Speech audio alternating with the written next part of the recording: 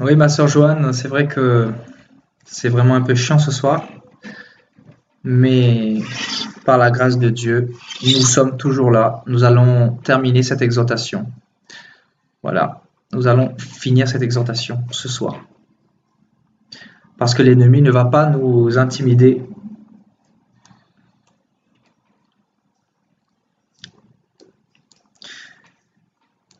Donc, frères et sœurs, je continue pour ne pas être coupé trop longtemps.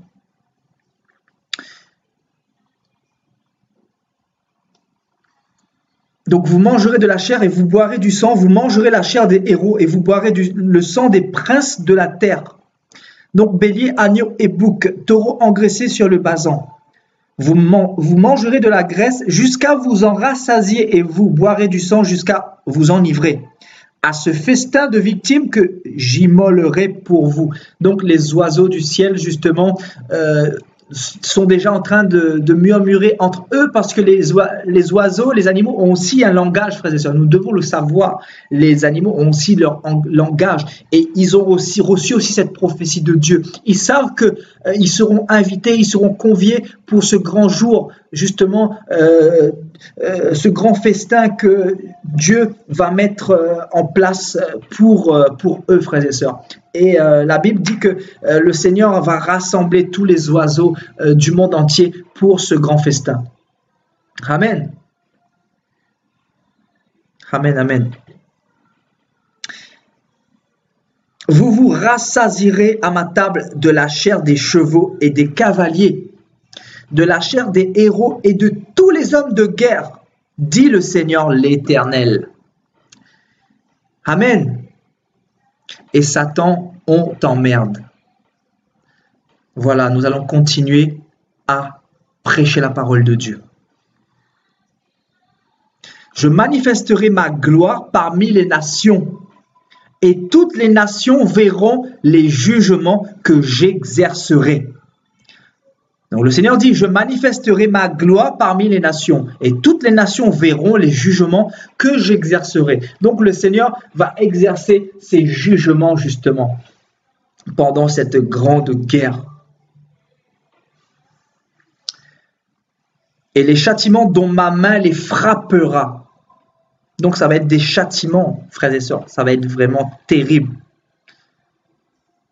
La maison d'Israël saura que je suis l'Éternel, son Dieu. Dès ce jour et à l'avenir, parce que nous savons que Israël a rejeté son Messie. Donc, mais ce jour-là, ils vont reconnaître Jésus-Christ comme leur Messie, frères et sœurs.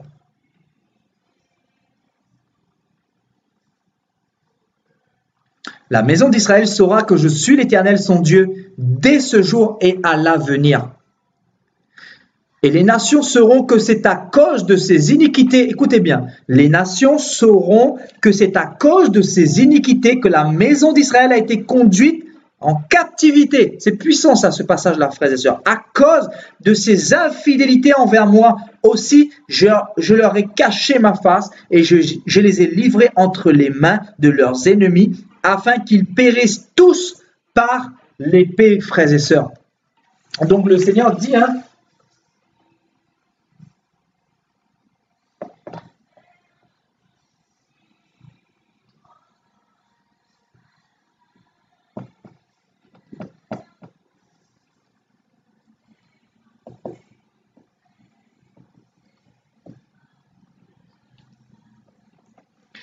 donc à cause de ces iniquités.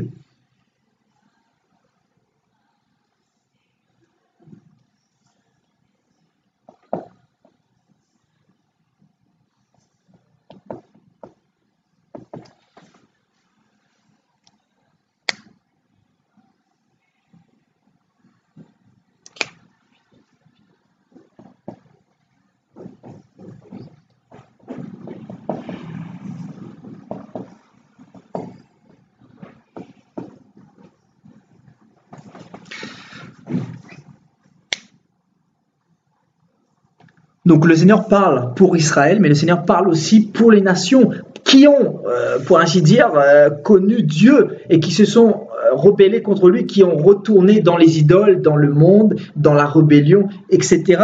Et le Seigneur donne la cause justement du pourquoi il a livré Israël, notamment à Babylone. Babylone, nous avons vu que c'était les nations et concrètement, nous avons vu justement la captivité du peuple d'Israël pendant 70 ans par le roi Nebuchadnezzar. Donc le Seigneur avait permis justement cette captivité de 70 ans pour montrer à Israël ce que c'était que vivre sans Dieu, dans la rébellion littéralement. Donc Israël a été une première fois dans cette Babylone physique. Et Israël est actuellement dans cette Babylone physique également, mais qui représente les nations. Parce que nous avons vu que Babylone, c'était le gouvernement sans Dieu. Donc Israël aujourd'hui est dispersé un peu sur toute la surface de la terre, donc dans Babylone. Dans Babylone, frères et sœurs. Donc voilà les raisons de la livraison d'Israël aux nations, justement, à cette armée de 200 millions de soldats, à cet homme impie. Parce que le Seigneur n'avait pas destiné Israël, frères et sœurs, à cette troisième guerre mondiale. Le Seigneur n'avait pas destiné son peuple à cette grande tribulation, à cette troisième guerre mondiale. Cette troisième guerre mondiale était destinée à la base pour les impies, pour les pécheurs, pour ceux qui se sont rebellés contre Dieu, mais non pas pour son propre peuple. Donc voyez la puissance insondable de ce Dieu juste, ce Dieu qui est justice, frères et sœurs. Parce que le Seigneur ne fait pas les choses par favoritisme. Le Seigneur a montré à son peuple qu'il lui ferait passer par cette troisième guerre mondiale pour lui purifier justement et pour lui purifier de ses iniquités. Là, le Seigneur dit ouvertement, donc, et les nations sauront que c'est à cause de ces iniquités que la maison d'Israël a été conduite en captivité, à cause de ses infidélités, donc être infidèle à Dieu. Aussi, je leur ai caché ma face et je les ai livrés entre les mains de leurs ennemis, afin qu'ils périssent tous par l'épée. Je les ai traités selon leurs souillures et leurs transgressions, et je leur ai caché ma face. Voilà ce que dit l'Éternel des armées ici. Et donc au verset 25, nous allons parler du rétablissement d'Israël justement. Donc c'est pourquoi ainsi parle le Seigneur l'Éternel. Maintenant, je ramènerai les captifs de Jacob, j'aurai pitié de toute la maison d'Israël. Parce que le Seigneur est obligé de purifier ce peuple, afin que sa colère soit calmée. Parce que le Dieu de la Bible est un Dieu juste. Il nous a prévenus, il nous a donné les prophètes, il nous a donné les rois, les juges, il nous a donné sa parole, il nous a donné son Saint-Esprit, il nous a donné sa grâce et nous nous rebellons encore contre lui. Donc forcément, le Dieu de la Bible va se mettre en colère un jour ou l'autre. Et forcément, il a gardé cette colère justement pour cette grande tribulation. Et là, il va déverser les 7 coupes de sa colère, etc. Et là, ça va faire mal pendant cette période-là, frères et sœurs. Ça va être vraiment terrible. Donc, j'aurai pitié de toute la maison d'Israël. Donc, le Seigneur est un Dieu d'amour. Nous le voyons entre colère et justice. Le Seigneur est un Dieu juste et un Dieu d'amour aussi. Parce que dans son amour, il nous châtie pour notre bien, pour que nous soyons purifiés. Parce qu'aucun pécheur n'héritera du royaume des cieux, frères et sœurs. Et je serai jaloux de mon saint nom. Alors ils oublieront leur opprobre et toutes les infidélités qu'ils ont commises envers moi lorsqu'ils habitaient en sécurité dans leur pays et qu'il n'y avait personne pour les troubler. Quand je les ramènerai d'entre les peuples, quand je les rassemblerai du pays de leurs ennemis, je serai sanctifié par eux aux yeux de beaucoup de nations et ils sauront que je suis l'Éternel, leur Dieu.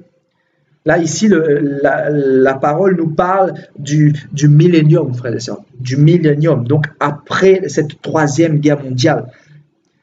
Donc, et ils sauront que je suis l'Éternel, leur Dieu, qui les avait emmenés captifs parmi les nations et qui les rassemble dans leur pays. Je ne laisserai chez elles aucun d'eux, et je ne leur cacherai plus ma face. Car je répandrai mon esprit sur la maison d'Israël, dit le Seigneur l'Éternel. Amen. Amen.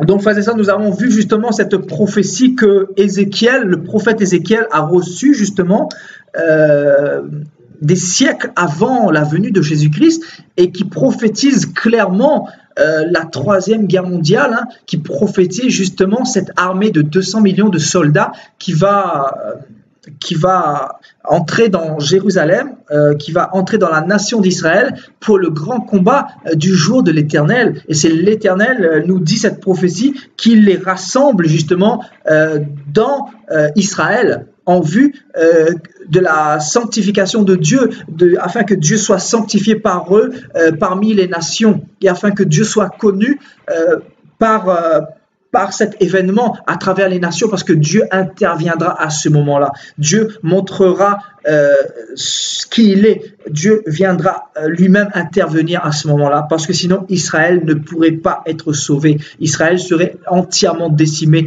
par l'homme impie, par le diable, qui à ce moment-là sera à la tête de cette armée, frères et sœurs. Amen. Amen.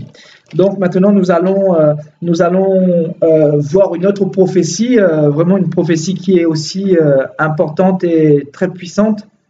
Donc nous allons partir dans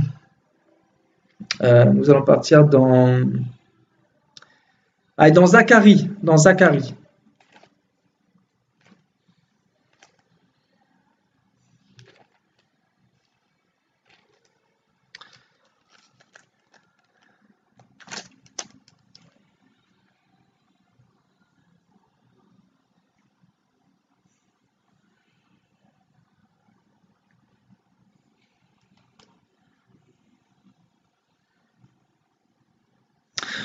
On va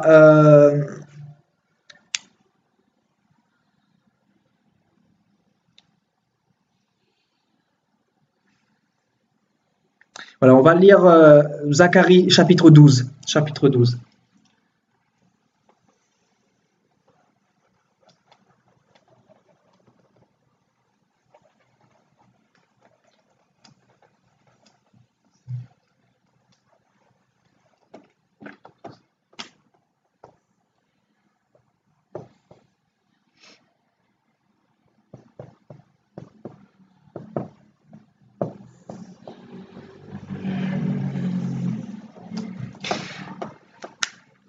Donc Zacharie chapitre 12, frères et sœurs. Oracle, à partir du verset 1, oracle, parole de l'Éternel sur Israël. Ainsi parle l'Éternel qui a étendu les cieux et fondé la terre, et qui a formé l'esprit de l'homme au-dedans de lui. Voici, je ferai de Jérusalem une coupe d'étourdissement pour tous les peuples d'alentour, et aussi pour Juda dans le siège de Jérusalem. En ce jour-là, je ferai de Jérusalem une pierre pesante pour tous les peuples. Tous ceux qui la soulèveront seront meurtris. Et toutes les nations de la terre s'assembleront contre elle. Donc le Seigneur est en train aussi de prophétiser ce qui va arriver dans la suite des temps, notamment dans cette troisième guerre mondiale, par le prophète Zacharie, frères et sœurs. Donc un prophète qui était venu des siècles avant Jésus-Christ. Donc le Seigneur confirme encore sa parole. En ce jour-là, je ferai de Jérusalem une pierre pesante pour tous les peuples. Donc une pierre pesante, pourquoi? Parce qu'Israël deviendra la pierre d'achoppement pour les nations. Parce que les nations seront focalisées sur Israël. Parce que les nations, justement, seront représentées justement par cette bête. Et Israël, par le peuple de Dieu. Parce que Israël est toujours le peuple de Dieu. Le Seigneur a fait des promesses à Israël par Abraham et par David. C'est pour ça que Dieu n'a pas renié Israël quand Israël s'est tourné le dos devant son Messie.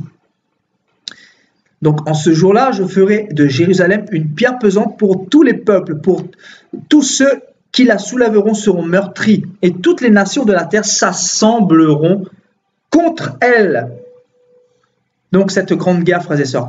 En ce jour-là, dit l'Éternel, je frapperai d'étourdissement tous les chevaux et de délire ceux qui les monteront. Mais j'aurai les yeux ouverts sur la maison de Juda, donc Israël, quand je frapperai d'aveuglement tous les chevaux des peuples. Les chefs de Juda diront en leur cœur, les habitants de Jérusalem sont notre force, par l'Éternel des armées, leur Dieu. Au verset 6, en ce jour-là, je ferai des chefs de Juda comme un foyer ardent parmi du bois, comme une torche enflammée parmi des gerbes. Ils dévoreront à droite et à gauche tous les peuples d'alentour, et Jérusalem restera à sa place. À Jérusalem. L'Éternel sauvera d'abord les tentes de Juda, afin que la gloire de la maison de David, la gloire des habitants de Jérusalem ne s'élève pas au-dessus de Juda. Pourquoi Juda? Parce que Dieu a fait une promesse à la tribu de Juda, à David. Donc Dieu va tenir cette promesse. La promesse qu'il a faite à David des siècles bien avant Jésus-Christ, il va l'accomplir justement dans ce passage-là, notamment pendant cette grande tribulation, après cette grande tribulation justement. Donc en ce jour-là, l'Éternel protégera les habitants de Jérusalem, et le faible parmi eux sera dans ce jour comme David. La maison de David sera comme Dieu, comme l'ange de l'Éternel devant eux. En ce jour-là, je m'efforcerai de détruire toutes les nations qui viendront contre Jérusalem. Donc ça se répète, frères et sœurs, les nations vont venir contre Jérusalem. La France, le Canada, les États-Unis, l'Afrique, le Congo, Abidjan, la Russie, la Belgique, la Suisse, toutes les armées du monde entier viendront contre Jérusalem, frères et sœurs.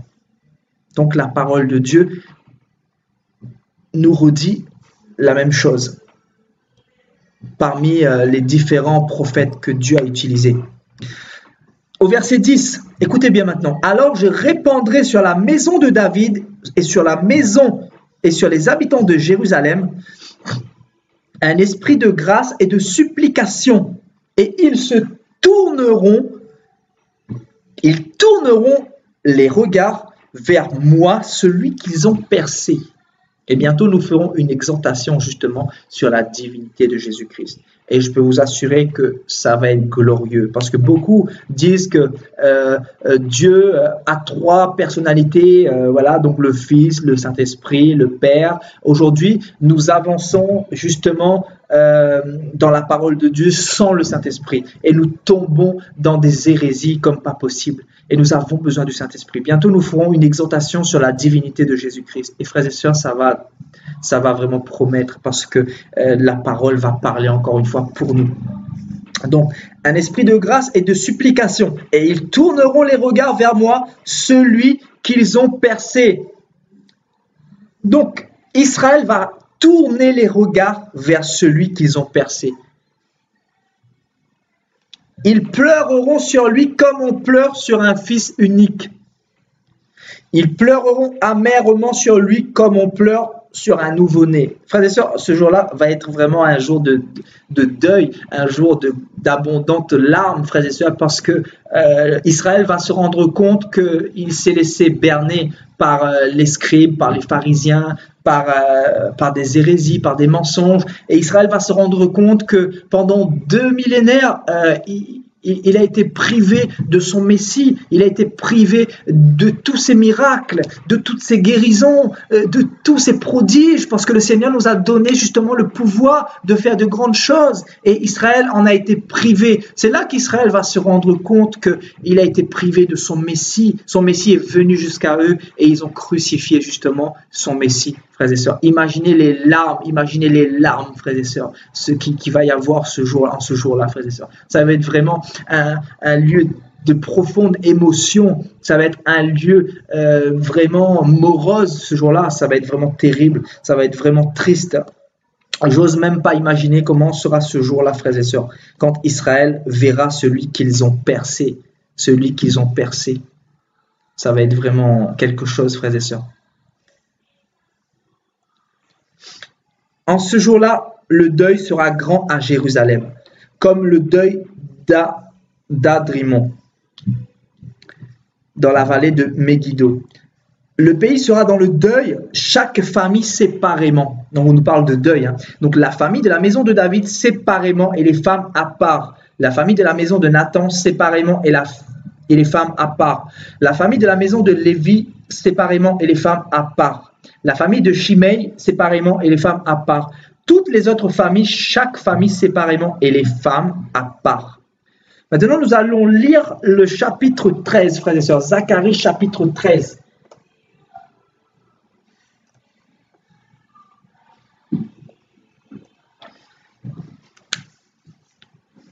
Donc ici, on va nous parler de la purification d'Israël. Israël va justement se faire purifier parce que le Seigneur ne peut pas accepter Israël dans son royaume tant que son peuple n'aura pas été purifié, notamment par cette grande tribulation, par cette grande guerre mondiale, frères et sœurs.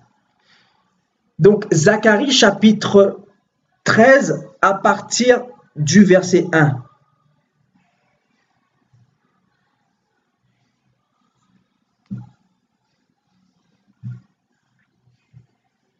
Amen.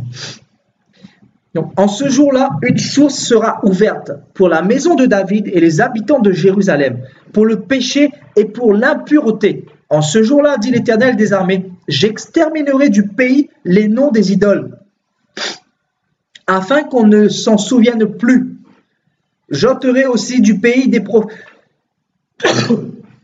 Pardon. J'exterminerai du pays les noms des idoles, afin qu'on ne s'en souvienne plus. J'ôterai aussi du pays les prophètes et l'esprit d'impureté. Donc là, Dieu dit clairement, il va exterminer toutes les idoles. Il n'y aura plus les idoles, les Marie des catholiques, les Joseph, les Bouddha, les Mohamed, etc. Il n'y aura plus tout ça. Dieu va exterminer tout ça. Afin qu'on ne se souvienne plus, j'ôterai aussi du pays les prophètes et l'esprit d'impureté. Le Seigneur va aussi détruire justement les prophètes de Baal, etc. Ils seront exterminés.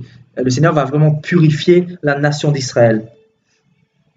Et il dit, si quelqu'un prophétise encore, son père et sa mère qui l'ont engendré lui diront, tu ne vivras pas, car tu dis des mensonges au nom de l'Éternel. Parce qu'il y aura la connaissance de l'Éternel, justement. Et son père et sa mère qui l'engendreront le transperceront quand il prophétisera. En ce jour-là, les prophètes rougiront de leur vision quand ils prophétiseront et ils ne revêtiront plus un manteau de poil pour mentir. Chacun d'eux dira, je ne suis pas un prophète, je suis laboureur, car on m'a acheté dès ma jeunesse. Et si on lui demande d'où viennent ces blessures que tu as aux mains, il répondra, c'est dans la maison de ceux qui m'aimaient que je les ai reçus. Donc on continue au verset 7, frères et sœurs. Épée, lève-toi sur mon berger et sur l'homme qui est mon compagnon. Dit l'Éternel des armées. Frappe le berger et que les brebis ne se dispersent. Donc le berger, littéralement le pasteur, celui qui paie les brebis, donc les prophètes, les faux prophètes, etc. Donc écoutez bien, frères et sœurs, nous arrivons à une partie de cette révélation, une autre partie justement qui parle d'Israël. Donc frappe le berger et que les brebis se dispersent. Je tournerai ma main vers les faibles. Dans tout le pays, dit l'Éternel, les 2 tiers seront exterminés. Ils périront et l'autre tiers restera.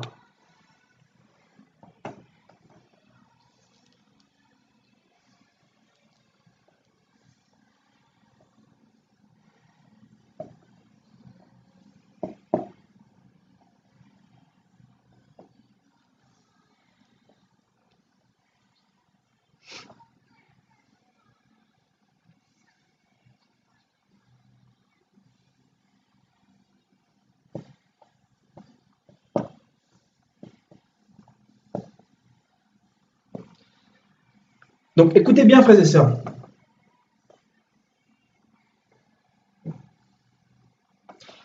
Donc 2 tiers périront. Donc le Seigneur va permettre que 2 tiers des Juifs meurent pendant cette 3e guerre mondiale. 2 tiers. Donc ça vous donne un exemple. Imaginons que Israël, à ce moment-là, soit peuplé de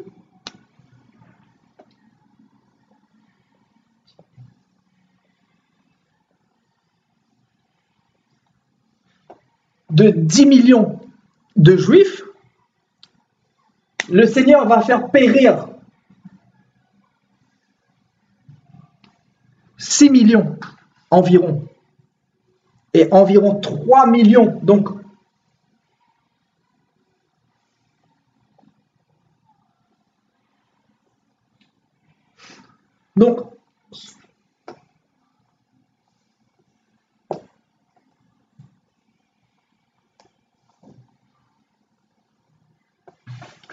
Donc sur 10 millions, frères et sœurs, il n'y aura que 3 000 qui sera sauvés. 3 millions qui seront sauvés, frères et sœurs. Donc ça vous donne une idée. Le Seigneur reviendra purifier justement, purifier les souillures, purifier les hypocrites, littéralement séparer les hypocrites comme il a fait avec l'Église. Il va venir séparer pour la grande moisson. Il va purifier son peuple, frères et sœurs. Donc le Seigneur dit, je mettrai ce tiers dans le feu. Donc dans le feu pour lui redonner la forme que je veux.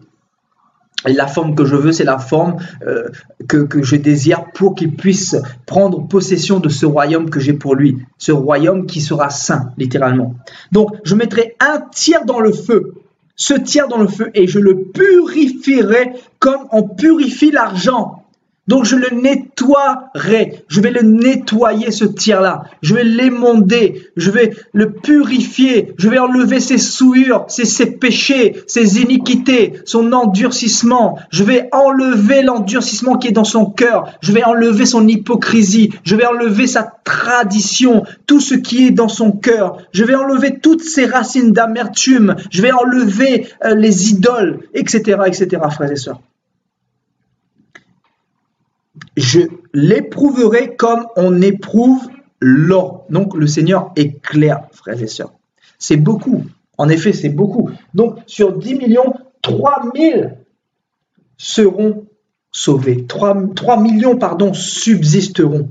Donc c'est une image, bien sûr. Donc je ne sais pas en Israël combien de Juifs il y a et combien il y aura aussi dans la suite des temps, mais ça vous donne environ une idée, frères et sœurs. Ça vous donne une idée. Donc un tiers seulement sera pris par le Seigneur.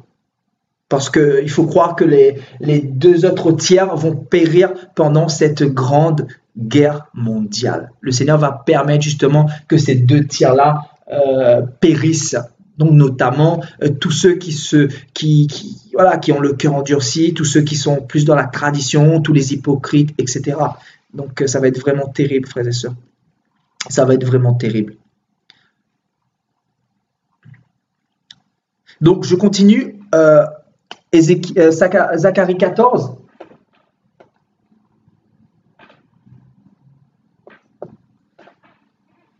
Zacharie 14.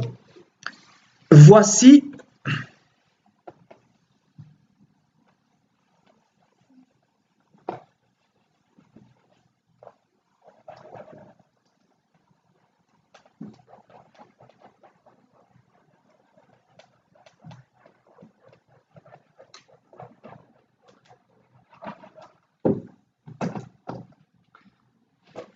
voilà, à partir du verset 1. Voici le jour de l'Éternel arrive. Et tes dépouilles seront partagées au milieu de toi. Donc la prophétie se répète, donc les dépouilles seront partagées pour les oiseaux du ciel, frères et sœurs. Écoutez bien. Je rassemblerai toutes les nations. Donc le rassemblement des nations, frères et sœurs.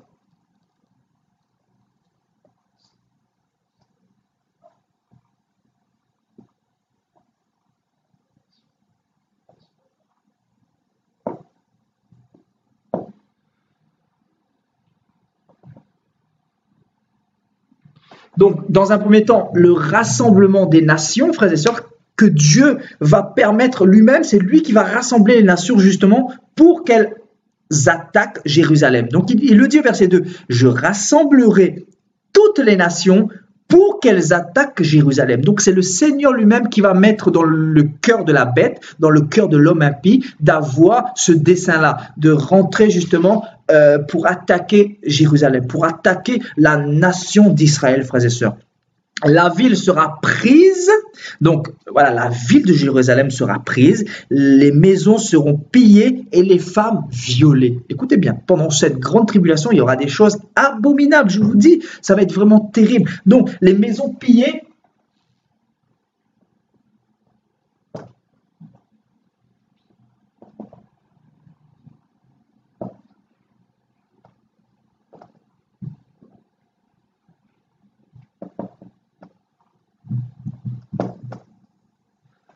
donc les maisons seront pillées et les femmes vont être violées, frères et sœurs. La moitié de la ville ira en captivité.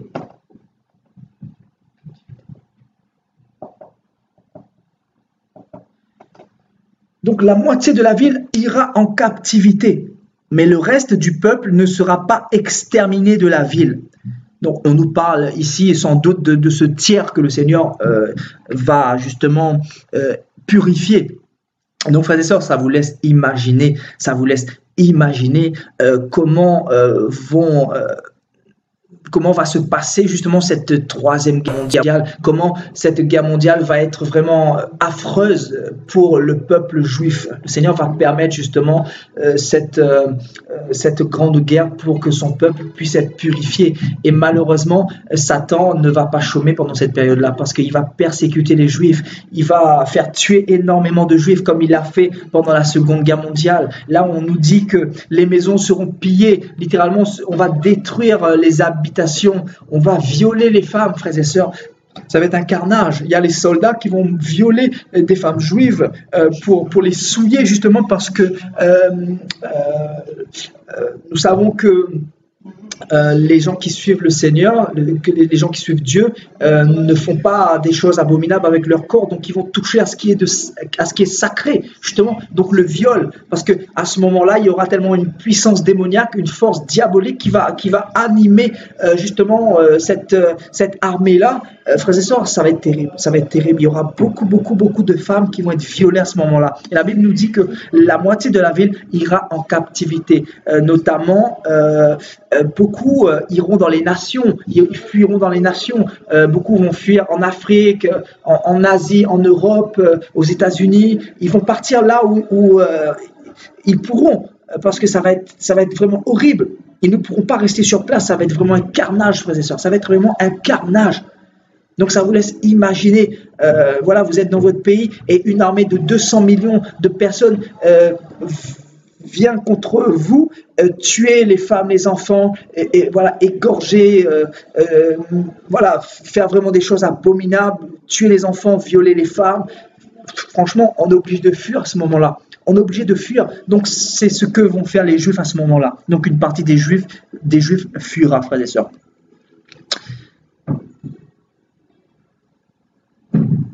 Donc au verset 3, l'Éternel paraîtra et il combattra ces nations. Donc c'est Dieu lui-même qui va paraître et il va combattre ces nations comme il combat au jour de la bataille. Donc nous allons repartir dans Apocalypse pour voir que voilà, Dieu confirme sa parole. Hein. Donc on va partir dans Apocalypse 19.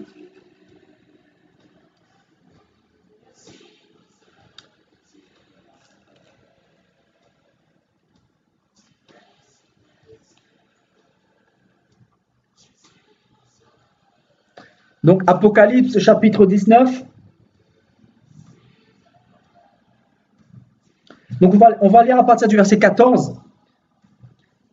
Les armées qui sont dans le ciel le suivaient sur des chevaux blancs, revêtus d'un fin lin blanc et pur. Donc, nous allons revenir avec le Seigneur pour juger justement les armées de ce monde, pour justement détruire, pour exterminer ce royaume de la bête là, qui vont justement, qui seront à ce moment-là en train d'attaquer Israël. Donc revêtu d'un fin lin blanc et pur. De sa bouche sortait, donc Jésus-Christ, de la bouche de Jésus-Christ sortait une épée aiguë pour frapper les nations. Il les pétra avec une verge de fer. et il foulera la cuve du vin de l'ardente colère de Dieu Tout-Puissant. Il avait sur son vêtement et sur sa cuisse un nom écrit Roi des rois et Seigneur des seigneurs. Et je vis un ange qui se tenait dans le soleil, il cria d'une voix forte, disant à tous les oiseaux qui volaient au milieu du ciel. Donc, frères et sœurs, vous voyez, la parole de Dieu ne se contredit pas. C'est simplement l'appui de ce que les prophètes ont reçu. Donc,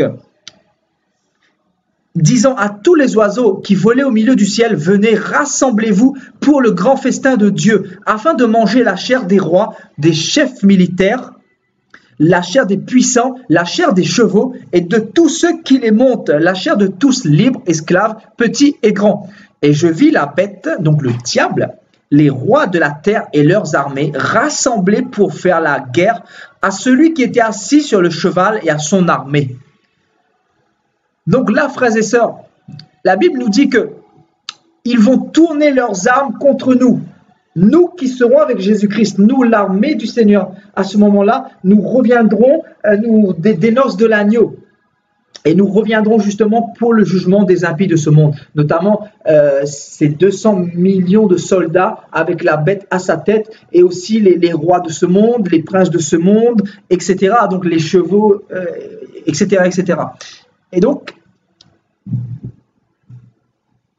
là, ils vont pointer leurs armes sur nous, mais nous aurons des corps corruptibles. C'est ça qui va être glorieux. Donc, leurs attaques vont simplement nous traverser, même pas ricocher, mais nous traverser parce que nous serons justement glorieux, nous aurons des corps glorieux. Donc, ça va être vraiment magnifique. Et la Bible nous dit, et la bête fut prise avec elle, le faux prophète, qui avait fait devant elle des prodiges par lesquels il avait séduit ceux qui avaient pris la marque de la bête et adoré son image. Ils furent tous les deux jetés vivants dans les temps ardents de feu et de soufre. Et les autres furent tués par l'épée qui sortait de la bouche de celui qui était assis sur le cheval. Et tous les oiseaux se rassasièrent de leur chair, frères et sœurs. Donc Dieu va exterminer justement cette armée par l'épée de sa bouche et toutes les personnes justement qui seront là à ce moment-là. Donc voilà, ça s'appuie bien sûr avec les révélations que les prophètes ont reçues. Donc nous retournons dans Zacharie 14, frères et sœurs.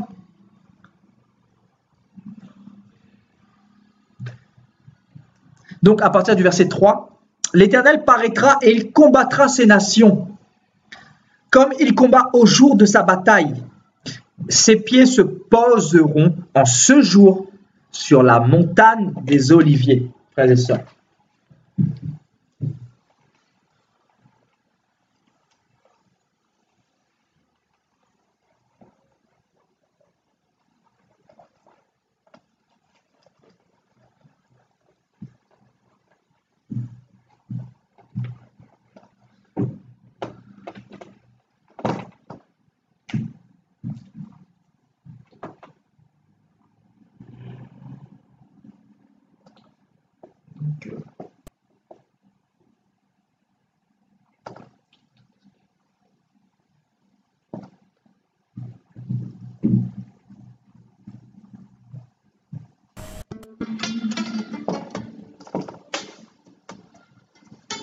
Donc le même Seigneur qui a parlé dans Matthieu 24,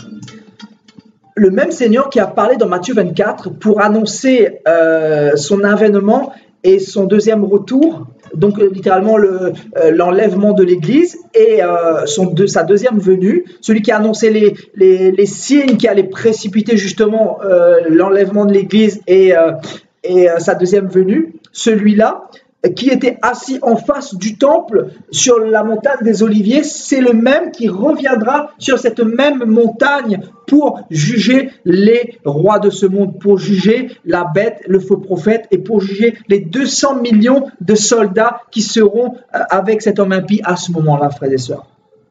Et le Seigneur aura une épée dans sa bouche. Le Seigneur aura une épée dans sa bouche et il va exterminer toute cette armée-là. Donc, imaginez un peu comment ça va être glorieux. Et nous serons avec le Seigneur, frères et sœurs.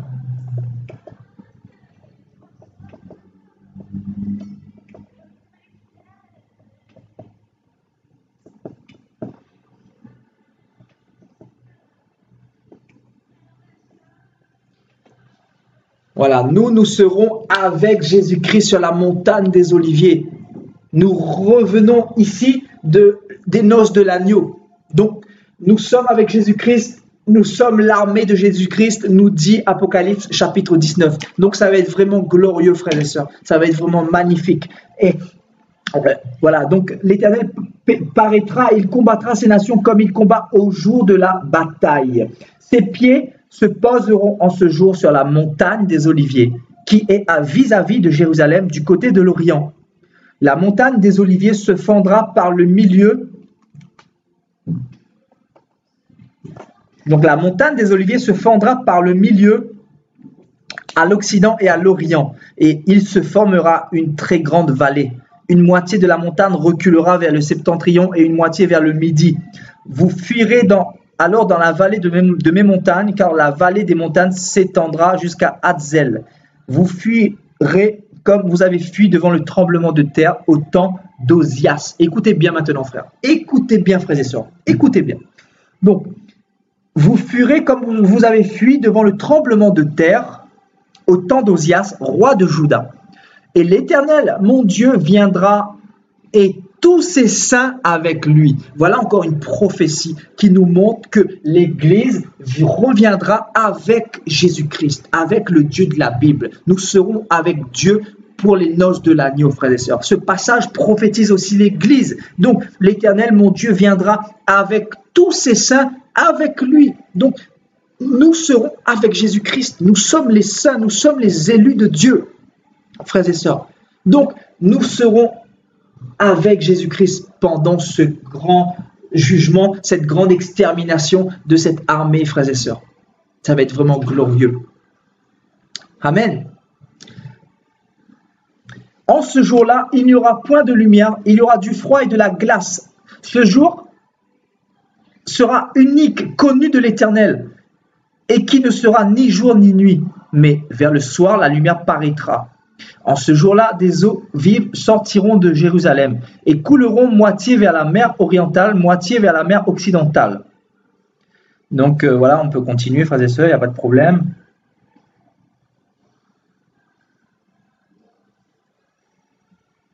Donc on va aller à partir du verset 12. Voici la plaie dont l'Éternel frappera tous les peuples qui auront combattu contre Jérusalem. Donc on nous parle toujours de la même chose. Donc cette grande bataille, cette grande guerre, leur chair tombera en pourriture tandis qu'ils seront sur leurs pieds. Leurs yeux tomberont en pourriture dans leurs orbites et leur langue tombera en pourriture dans leur bouche. En ce jour-là, l'Éternel produira un grand trouble parmi eux. L'un saisira la main de l'autre et ils lèveront la main les uns sur les autres. Juda combattra aussi dans Jérusalem et l'on amènera les richesses de toutes les nations d'alentour, l'or, l'argent, les vêtements en très grand nombre. La plaie frappera de même les chevaux, les mulets, les chameaux, les ânes et toutes les bêtes qui seront dans les camps. Cette plaie sera semblable à l'autre. Tous ceux qui resteront de toutes les nations venus contre Jérusalem monteront chaque année pour adorer le roi, l'Éternel des armées, et pour célébrer la fête des tabernacles. S'il y a des familles de la terre qui ne montent pas à Jérusalem pour adorer le roi, l'Éternel des armées, la pluie ne tombera pas sur elles. Si la famille d'Égypte ne monte pas, si elle ne vient pas, la pluie ne tombera pas sur elle. Elle sera frappée de la plaie dont l'Éternel frappera les nations. Donc ici, on nous parle, frères et sœurs, du millénium. Du millénium, c'est clair et net. Donc là, le Seigneur sera déjà venu pour mettre fin à cette grande guerre. Et là, nous allons justement rentrer dans ce millénium. Donc nous n'allons pas décortiquer ce millénium justement, parce que ce n'est pas le thème, mais voilà ce que nous pouvions dire par rapport à Zacharie, frères et sœurs. Donc nous allons partir maintenant dans Joël 3. Joël aussi qui nous parle de cette grande guerre, frères et sœurs. Donc c'est un peu avant Zacharie, frères et sœurs. Donc Joël. Donc c'est un peu avant Amos, pour ceux qui cherchent. C'est pas très loin de Zacharie, il faut tourner un petit peu les pages en avant. Donc Joël chapitre 3.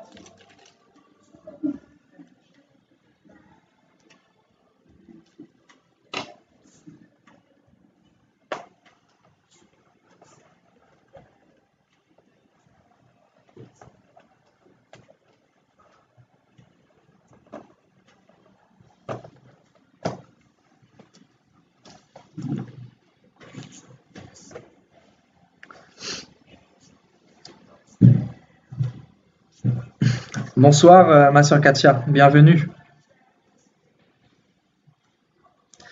Donc, nous continuons, frères et sœurs. Joël.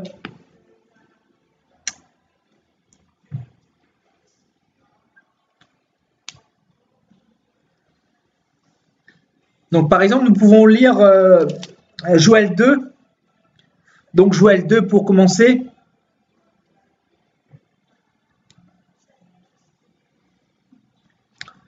Donc, Joël a prophétisé aussi, hein, donc.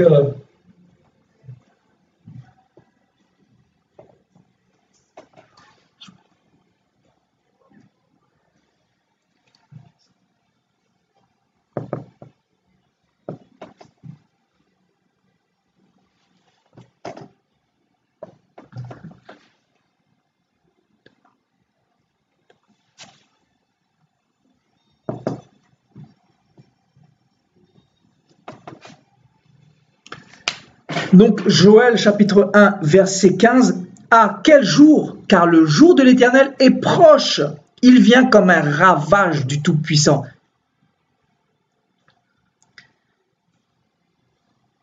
Et donc, Joël 2, verset 1. Que tous les habitants du pays tremblent, car le jour de l'Éternel vient car il est proche. Jour de ténèbres et d'obscurité, jour de nuée et de brouillard. Il vient comme l'aurore se répand sur les montagnes. Donc vraiment, frères et sœurs, ça va être vraiment un jour de ténèbres, nous dit la Bible. Ça va être vraiment un jour affreux. Parce que Satan va déverser vraiment toute sa puissance contre Israël.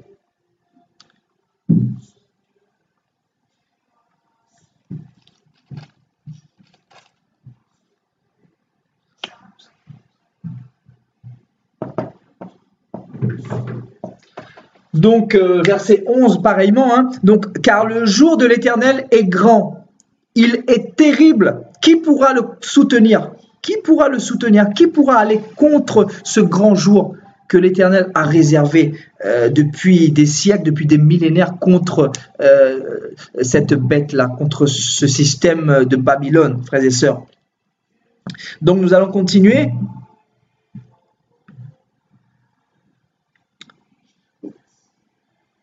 Donc, verset 32.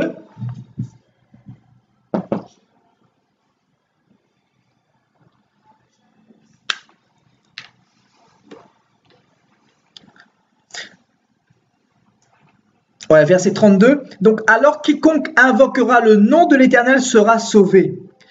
Le salut sera sur la montagne de Sion et à Jérusalem. Donc le salut, c'est qui, frères et sœurs? C'est Jésus-Christ. Jésus-Christ, il a dit par l'apôtre Pierre dans Actes chapitre 4, verset 16. Acte 3, verset 16.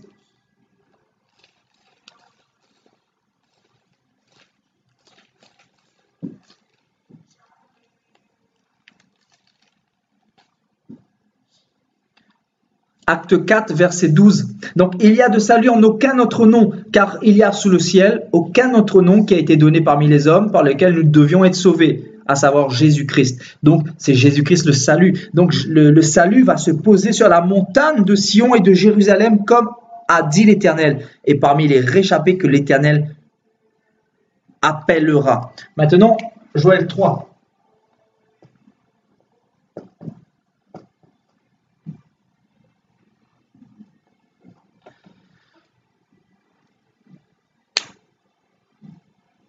Donc voilà, nous allons lire tout le chapitre de Joël 3, frères et sœurs. Donc, car voici en ces jours, en ce temps-là, quand je ramènerai les captifs de Juda et de Jérusalem, je rassemblerai, donc c'est toujours la même prophétie, hein, donc je rassemblerai toutes les nations et je les ferai descendre dans la vallée de Josaphat.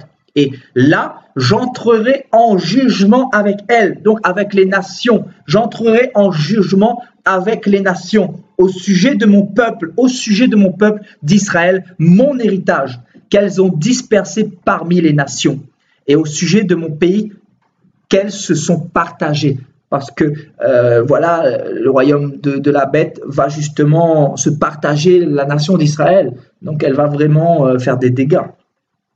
Donc, ils ont tiré mon peuple au sort, ils ont donné le jeune garçon pour une prostituée. Donc c'est terrible, regardez ce qui va se passer pendant cette troisième guerre mondiale avec tout ce que nous avons déjà vu, donc les viols, la captivité, etc. Donc ils ont tiré mon peuple au sort, ils ont donné le jeune garçon pour une prostituée. Donc il y a des dons de jeunes enfants qui vont se faire, frères et sœurs. On va vendre les jeunes filles pour du vin. Donc en échange du vin. Donc voilà, tu vas me donner une bouteille de vin, je vais te donner une fille juive. Donc c'est vraiment complètement démoniaque, frères et sœurs. Donc, que me voulez-vous, Tyr et Sidon, et vous tous, discrets districts de Philistins, voulez-vous tirer vengeance de moi? Si vous voulez vous venger, je ferai bien vite retomber votre vengeance sur vos têtes, dit l'Éternel des armées. Et si vous voulez vous venger, je ferai bien vite retomber votre vengeance sur vos têtes. Vous avez pris mon argent et mon or, et ce que j'avais de plus précieux et de plus beau. Vous avez emporté dans vos temples, vous avez vendu les enfants de Juda et de Jérusalem aux enfants de Javan, afin de les éloigner de leur territoire. Voici, je les ferai revenir au pays que vous les avez vendus, et je ferai retomber votre vengeance sur vos têtes.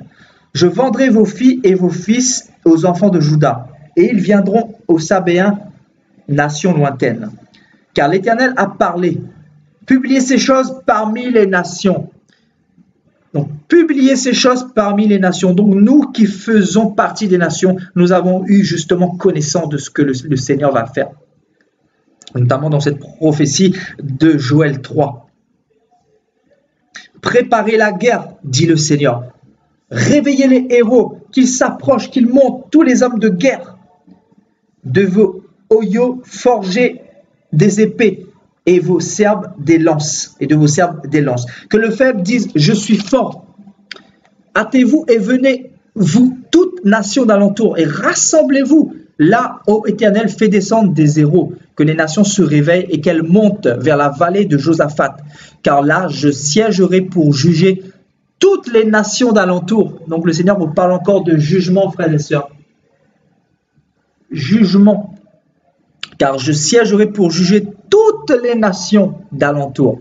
Saisissez la faucille, car la moisson est mûre, frères et sœurs. Donc la moisson, frères et sœurs. Le temps de séparer les boucs d'avec les brebis. Venez et foulez, car le pressoir est plein. Les cuves regorgent, car grande est leur méchanceté. C'est une multitude dans la vallée du jugement. Dans la vallée du jugement. Car le jour de l'Éternel est proche. Dans la vallée du jugement. Le soleil et la lune s'obscurcissent et les étoiles retirent de leur éclat. De Sion, l'Éternel rugit. De Jérusalem, il fait entendre sa voix. Les cieux et la terre sont ébranlés. Mais l'Éternel est un refuge pour son peuple, un abri pour les enfants d'Israël. Et vous saurez que je suis l'Éternel votre Dieu, résidant à Sion, ma montagne sainte. Jérusalem sera sainte, et les étrangers n'y passeront plus. Et là, on va finir par là, frères et sœurs, donc la promesse d'Israël. Donc en ce temps-là, le mou ruissellera des montagnes, le lait coulera des collines, et il y aura de l'eau dans tous les torrents de Juda. Une source sortira de la maison de l'Éternel et arrosera la vallée de Sittim. L'Égypte sera dévastée, Édom sera réduit en désert à cause des violences contre les enfants de Juda, dont ils ont répandu le sang innocent dans leur pays. Mais Juda sera toujours habité et Jérusalem de génération en génération. Je vengerai leur sang que je n'ai point encore vengé, dit l'Éternel des armées, et je résiderai dans Sion. Amen. Donc, frères et sœurs, ce que nous pouvons retenir ici de cet enseignement, c'est que Dieu jugera justement le royaume de la bête. Là, on nous parle de vengeance, donc vengeance, que ce soit Zacharie, que ce soit Joël, que ce soit Ézéchiel. Et donc, frères et sœurs, vraiment pour finir, nous allons partir dans Sophonie. Il me semble, Sophonie. Voilà.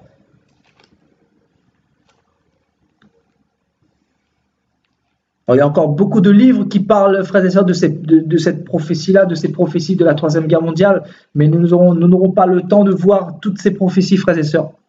Donc, nous allons finir par Sophonie chapitre 1.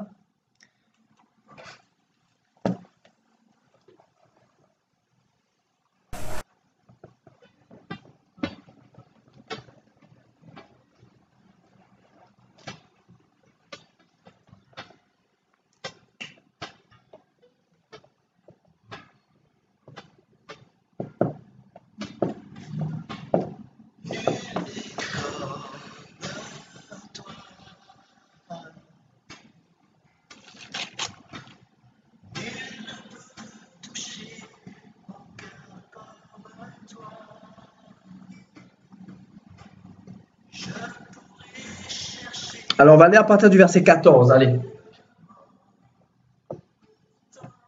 À partir du verset 14.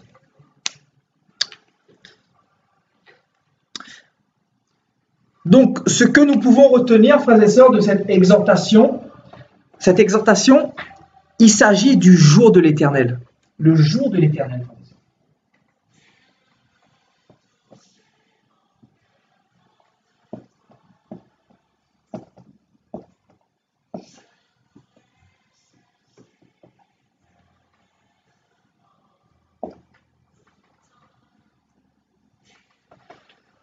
Donc, frères et sœurs, le jour de l'Éternel.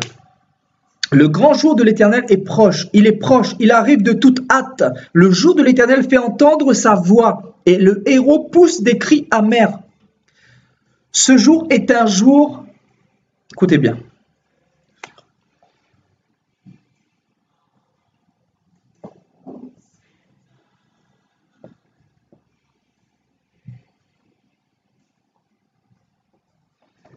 ce jour est un jour de fureur, un jour de détresse et d'angoisse.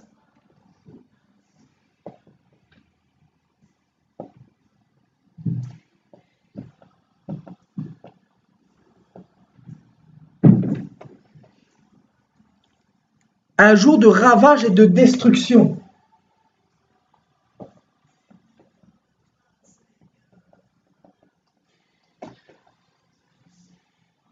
De ténèbres, d'obscurité, donc ténèbres.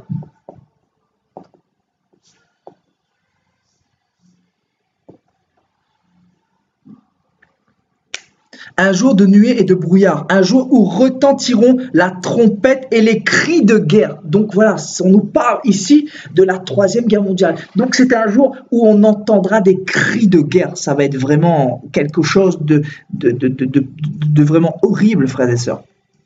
Contre les villes fortes et les tours élevées. Je mettrai les hommes dans la détresse et ils marcheront comme des aveugles parce qu'ils ont péché contre l'Éternel. Je répandrai leur sang comme de la poussière et leur chair comme de l'ordure. Écoutez bien au verset 18. Ni leur argent ni leur or ne pourront les délivrer au jour de la fureur de l'Éternel. Par le feu de sa jalousie, tout le pays sera consumé, car il détruira soudain tous les habitants du pays, frères et sœurs. Donc voilà, pendant cette grande guerre, frères et sœurs, la Bible nous dit que ce sera un jour de fureur, de détresse, d'angoisse, de destruction, de ténèbres, frères et sœurs. Donc ça va être vraiment terrible. Ça va être vraiment quelque chose de terrible, frères et sœurs. Donc, nous avons vraiment tout intérêt à ne pas rater l'enlèvement de l'Église. Nous devons mettre tout en œuvre pour partir à l'enlèvement de l'Église, frères et sœurs.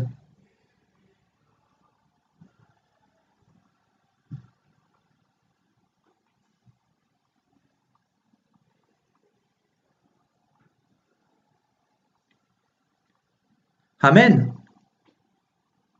Amen. Alors, frères et sœurs, c'est vrai que ce soir, on a vu beaucoup l'enseignement parce que voilà, c'était vraiment une prédication pour la connaissance, hein, pour savoir justement ce qui allait arriver. Donc, on a vu beaucoup les Écritures ce soir. Et voilà, c'est des Écritures qui nous donnent justement la révélation par rapport à ce qui va arriver.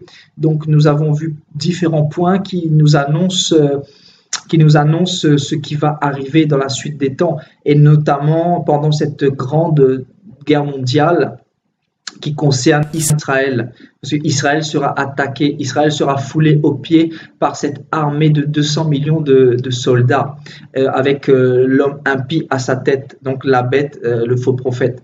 Donc vraiment, frères et sœurs, il faut tout faire pour ne pas passer cette grande tribulation qui se déterminera dans une période de 3 ans et demi, mais de 7 ans en tout, parce que l'Église sera déjà enlevée avant ces 7 ans-là. Et ensuite, là, nous rentrerons dans cette période justement qui va précipiter la deuxième venue de Jésus-Christ, frères et sœurs.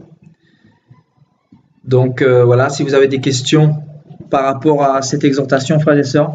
Je suis encore désolé, on a été coupé en 2 ou 3 fois. Vraiment, c'est vraiment un peu dérangeant parce que bon, ça coupe un peu l'élan de l'esprit, et voilà, ça dérange un peu, mais bon, voilà, on n'a pas trop le choix, c'est comme ça. Tout à fait, c'est vraiment dommage qu'on a été coupé, ma sœur Manuela. Tout à fait, un jour, mon frère Timothée, que Dieu te bénisse, nous pourrons crier enfin notre délivrance, Seigneur, enfin notre délivrance, béni soit celui qui vient au nom du Seigneur. Ça va être un jour glorieux, surtout pour nous, l'Église. Vraiment, nous avons une véritable grâce, nous ne nous rendons pas compte en fait. Vraiment, nous avons une grâce, mais incroyable, frères et sœurs. Moi, de jour en jour, plus j'avance avec le Seigneur, plus je me dis, mais Seigneur, mais c'est glorieux, mais c'est glorieux. En fait, quand tu te rends compte que la parole de Dieu est la vérité, c'est là que tu te rends compte que tu ne peux que te sanctifier et faire la volonté de Dieu. Tu fais la volonté de Dieu. Plus rien n'a d'importance pour toi. Ni l'argent, ni ton corps, ni rien d'autre monde n'a d'importance pour toi. Mais tu regardes à l'espérance, au salut, tu regardes à Jésus-Christ, tu regardes à ton Dieu qui t'a fait des promesses, qui t'a fait rêver, et tu sais par-dessus tout que ce Dieu-là va réaliser tout ce qu'il a dit, parce qu'il n'est pas un homme pour mentir, ni un fils de l'homme pour se repentir, frères et sœurs. Donc il nous reste environ 10 minutes pour conclure, frères et sœurs, et ensuite je vais vous laisser parce que voilà, il se fait tard. Je pense qu'on a dit à peu près le plus important ce soir sur cette grande période. Donc si vous avez des questions, n'hésitez pas, frères et sœurs. C'est l'occasion ou jamais. J'espère que vous avez été bénis, frères et sœurs. J'espère que vous avez été bénis. Donc ce soir, nous avons eu beaucoup d'enseignements. Donc il faut aimer aussi l'enseignement, frères et sœurs, parce qu'il n'y a pas toujours les prophéties, il n'y a pas toujours... voilà, il faut se laisser guider par Dieu. Et voilà, ce soir, Dieu voulait qu'on aille dans les Écritures encore, qu'on voit beaucoup la parole. Donc vraiment, que Dieu vous bénisse. Et si vous avez une question, n'hésitez pas.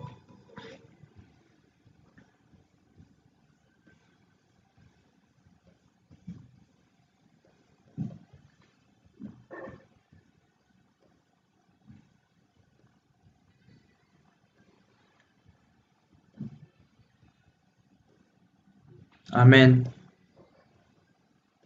Amen, amen. J'espère que vous avez pris des notes, frères et sœurs, parce que les écrits restent et les pensées s'envolent souvent. Donc, c'est très important de prendre des notes à chaque fois, frères et sœurs. Très important.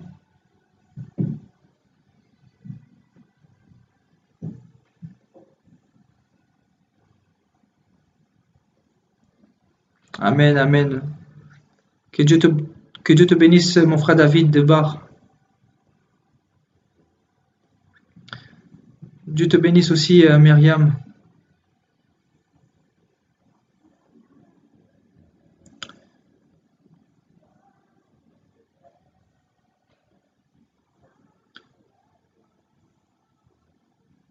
Amen, amen.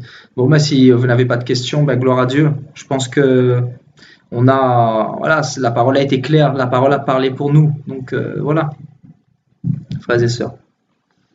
Et comme je vous l'ai dit, il y a encore d'autres livres, d'autres prophéties. Hein. Il y a encore Abdias, par exemple.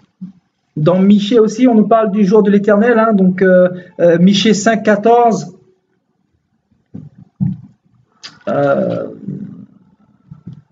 Donc Michée 7, verset 7 également.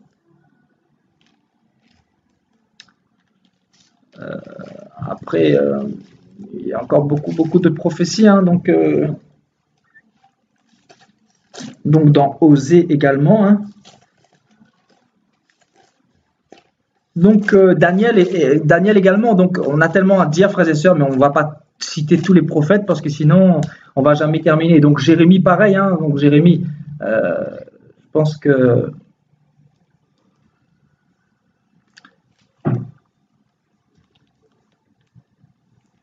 donc Jérémie pareil.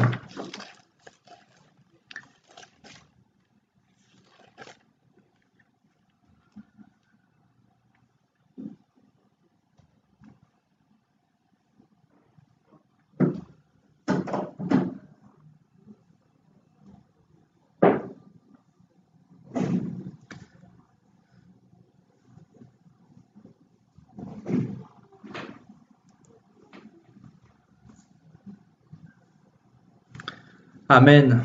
Amen, mon frère Andrian, que Dieu te bénisse. Merci pour ta présence avec nous ce soir. Ma sœur Angèle, sois bénie aussi.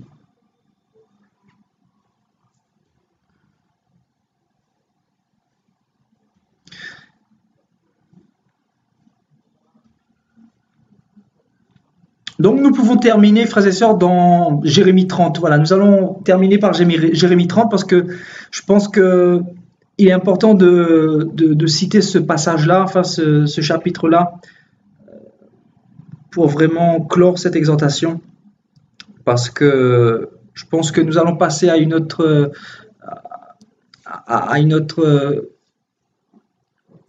exhortation bientôt sur d'autres thèmes. Donc Jérémie chapitre 30, verset 5. Ainsi parle l'Éternel, nous entendons des cris d'effroi, c'est l'épouvante, ce n'est pas la paix. Donc on nous parle encore de cette troisième guerre mondiale. Informez-vous et regardez si un homme enfante. Pourquoi vois-je tous les hommes les mains sur leurs reins, comme une femme au travail? Pourtant les visages sont-ils devenus pâles?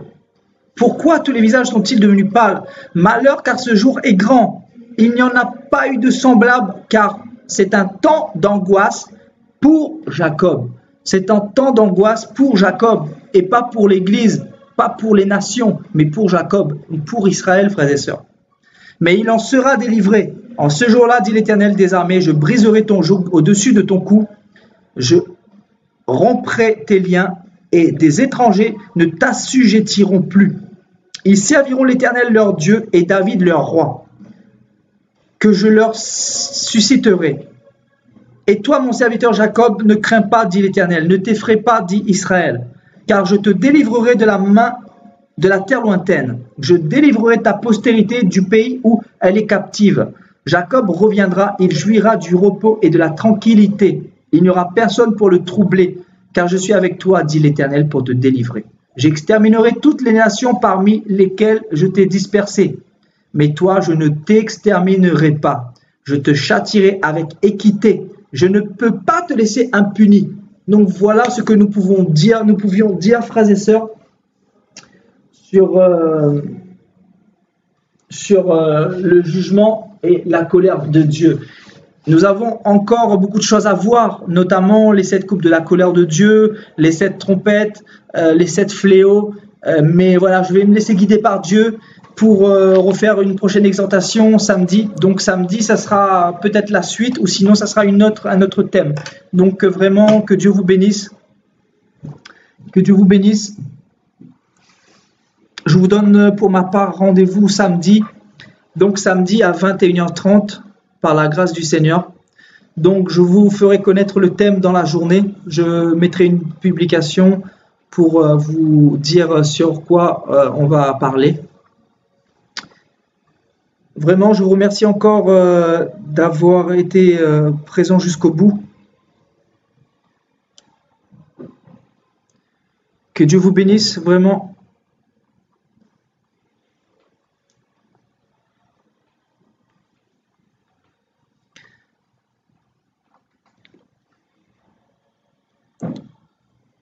Mon frère Jugursa arabe, c'est ça? Tu es de quel pays? C'est la première fois que je te vois avec nous en fait, hein. On fait des exhortations assez régulièrement et c'est la première fois que je te vois. Tu es de quel pays? Et toi pareillement, mon frère Andrian.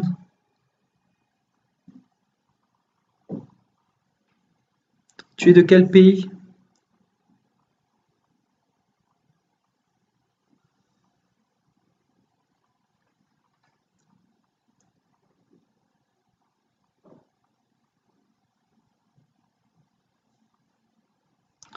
Amen, ma sœur Claudia. Le Seigneur est grand, le Seigneur est bon. En tout cas, je vois que tu aimes la parole, que tu es fidèle, que tu aimes la vérité. Donc vraiment, que Dieu continue à te bénir. Dieu bénisse l'Algérie, vraiment Dieu bénisse l'Algérie et continue ainsi à suivre la vérité, à suivre Jésus-Christ parce que il est en train de revenir et nous devons nous préparer justement, mon frère, de l'Algérie. Que Dieu te bénisse, que sa grâce t'accompagne. D'accord, au Canada, ok, d'accord. On a notre sœur Joanne du Canada que tu dois connaître, Joanne Nadeau, voilà, qui est sans doute connectée. Je ne sais pas si elle est toujours avec nous là, mais elle nous suit régulièrement, donc que Dieu te bénisse en tout cas.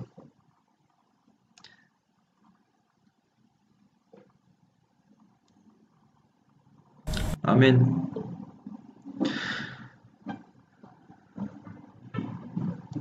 Donc que Dieu vous bénisse. Père, nous te bénissons, nous te donnons toute la gloire pour cette exhortation. Seigneur, merci pour ta parole qui nous fait du bien. Merci pour ta parole qui nous a donné les révélations. Merci Seigneur pour ton Saint-Esprit qui nous guide et qui nous dirige toujours dans la vérité, Seigneur, dans la sainte doctrine. Reçois toute la gloire, Père éternel, car c'est toi seul qui dois être glorifié parmi nous, Seigneur éternel. Toi seul est ton grand nom, Seigneur, parce que tu as vaincu la mort, tu as vaincu le diable et tu nous as donné le salut, Seigneur. Merci pour ce salut que tu as mis dans nos cœurs, parce que nous savons que tu es avec nous jusqu'à la fin du monde, Seigneur. Bénis mes frères et sœurs qui ont suivi cette exhortation ce soir, Père. Bénis toutes les personnes qui nous ont suivis, qui aiment la vérité, qui veulent encore apprendre, Seigneur, et donne-leur, Seigneur, la révélation de ta parole, Seigneur. Perfectionne-les davantage, Seigneur, et conduis-les toujours dans la connaissance, afin qu'ils puissent être sans tache et irrépréhensibles au jour de l'Éternel, au jour du Seigneur. Que ton nom soit béni, que ton nom soit glorifié, et nous t'avons prié dans le nom puissant de Jésus-Christ de Nazareth. Amen. Amen. Amen. Amen.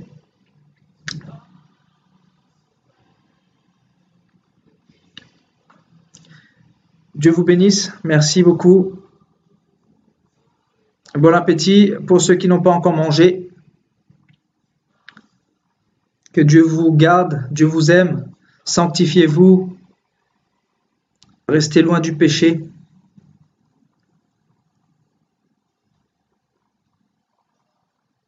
Et à la prochaine. Je vous aime, mes frères et sœurs. À bientôt.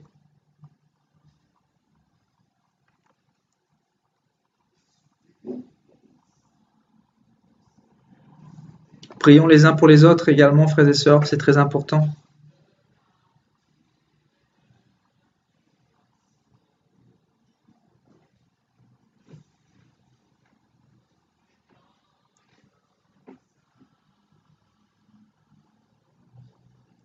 Amen. Merci, merci. Amen, amen. Amen, amen. Je vous remercie, mes frères et sœurs. Merci beaucoup. À la prochaine, soyez bénis. Bye bye.